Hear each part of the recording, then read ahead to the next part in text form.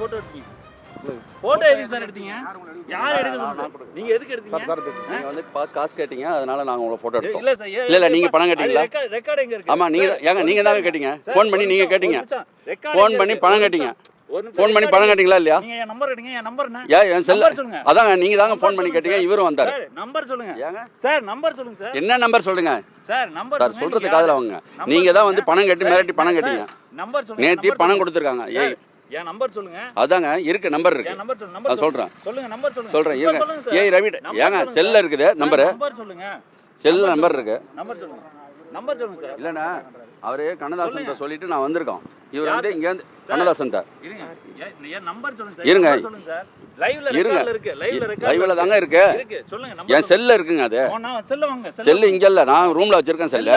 பாருங்க, செல்லு இருந்தா நான் எடுத்து வரேன். போய் சொன்னதுக்காக நீங்க பொய்யெல்லாம் சொல்லலைங்க. உங்க பேரு நீங்க தாங்க. நாங்களும் மீடியா தாங்க. நம்பர் சொல்லுங்க சார். ஏங்க மீடியா இல்ல, என் நம்பர் சொல்லுங்க. ஏங்க உங்க மொபைல்ல இருந்து நேத்து நம்பர் இருங்க. நேத்து மொபைல்ல இருந்து நம்பர் வந்தீங்க. நான் உங்க நீங்க தான் வந்தீங்க. அதுவும் பர்சனலா நம்பர் சொல்லுங்க சார். நீங்க தான் வந்தீங்க. உங்க பேர் என்ன? உங்க பேர் என்ன? நீங்க நம்பர் சொல்லுங்க. ஏங்க உங்க பேர் என்ன? என் பேர் நீங்க என் பேர் தான் தெரியும் இல்லைங்க. நான் தான் காசு கேட்டேன்ல. ஆமாங்க இருங்க. நீங்க தான் சொல்லுங்க. ஏங்க என் மொபைல்ல இருக்குங்க. மொபைல் நான் எடுத்துட்டு வரல. நம்பர் சொல்லுங்க சார். மொபைல் திருவண்ணாமலை அருணாச்சலேஸ்வரர் திருக்கோயில் உலக பிரசித்தி பெற்ற திருத்தலங்களில் மிகவும் முக்கியமான ஒரு திருத்தலமாக ஆன்மீக பக்தர்களால் பார்க்கப்படுகிறது. அப்படிப்பட்ட இந்த திருவண்ணாமலையில் இருக்கக்கூடிய மத்திய பேருந்து நிலையமானது கிரிவலப்பாதை மற்றும் நகரின் முக்கிய பகுதியில் இருக்கிறது. இதனால் அந்த பகுதியில் போக்குவரத்து நெரிசலானது தொடர்ந்து ஏற்பட்டு வந்த நிலையில் புதிய பேருந்து நிலையம் அமைக்கப்பட வேண்டும் என இப்பகுதி மக்களின் நீண்ட நாள் ஒரு கோரிக்கையாக இருந்தது. இந்த நிலையில் திமுக அரசு பொறுப்பேற்ற பிறகு இந்த புதிய பேருந்து நிலையம் அமைப்பதற்கான இடம் பார்க்கப்பட்டு அந்த பணிகளானது நடைபெற்று வந்தது.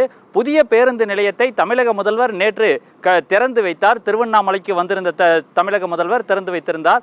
அந்த புதிய பேருந்து நிலையத்தில் போடப்பட்ட சாலைகளானது அவசர கதியில் இந்த பேருந்து நிலையத்திற்குள் போடப்பட்ட சாலைகள் முழுமை பெறாமல் அந்த சாலைகளானது போடப்பட்டிருப்பதை நாம் வீடியோ எடுத்து செய்தி சேகரித்துக் கொண்டிருந்தோம்.